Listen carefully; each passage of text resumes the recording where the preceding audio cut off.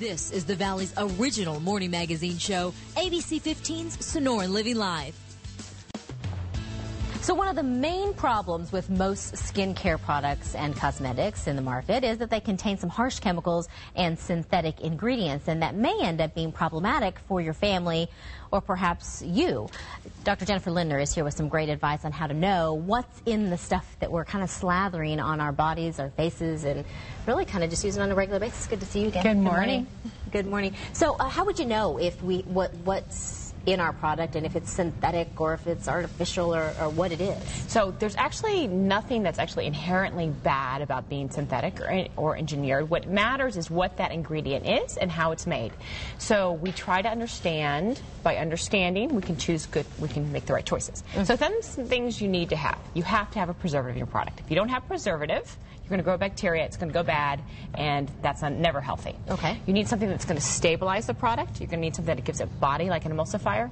And then the things that I always care about are those active ingredients. Usually those are the things I'm talking about with you. Those are the things that make things sort of interesting and change the skin. The thing that I want people to look out for are things that could be inherently bad or you could have allergic reactions to. Like what? So for example, dyes and perfumes are the two most common things. So the mistake that I find people make when they start ending up having little hives or little rashes is that they think because something smells great, it's good for them. But reality is if you look at a list of ingredients, and I actually think there's a list that we can actually look at on the screen, that you can see that if something says the one on the fragrance, perfume. Exactly. That could be sort of anything, and often those things are very irritating. See at the bottom where it says red, when they have the reds or the yellows or the blue dyes, people are commonly allergic to them, and in fact red is often comedogenic, which means it can actually cause you to have breakouts. I tend to like things that are naturally have nice fragrances like lemons and apricots, and the other one is actually what I use as my evening moisturizer, which you see it doesn't have any extra dyes or fragrances. So the evening moisturizer on the right, are those things, red ingredients, okay? The lemon peel oil, yes, those are okay. They're all more natural. They're natural, but they don't have irritants to them. So you need some chemicals in terms of things that are preservatives. What you don't want that are synthetics or synthetic dyes or synthetic fragrances. That's actually where the synthetic starts to be a problem. So when you do have the types of allergic reactions, you talked about the hives and so forth, how do you treat that? Clearly you would discontinue the use of the product. Right.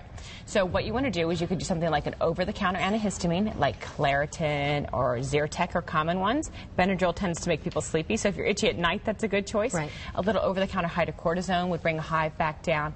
But often what I want people to understand is it's usually not the active ingredient in a product that's causing the problem.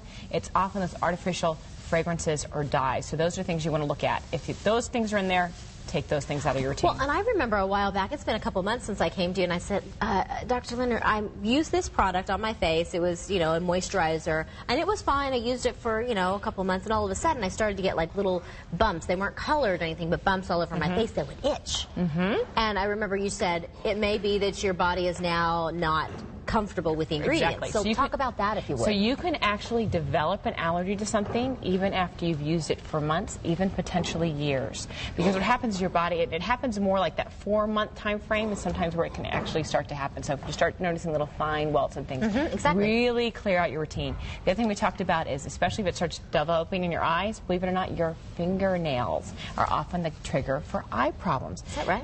Really, yes. You got to actually look at what you're doing with your nails, and you might need to take out those polishes and things that have a lot of artificial colors in them. Fascinating, fascinating. Thank you so much for coming in. We should mention, too, that PCA has a very clean line, and if you want to learn about any of the products that you can use in your face routine or to get a hold of Dr. Lindner and perhaps schedule an appointment with her, the number to call is 480-946-7939. All the information also on abc15.com under the Style tab. We'll see you back here tomorrow.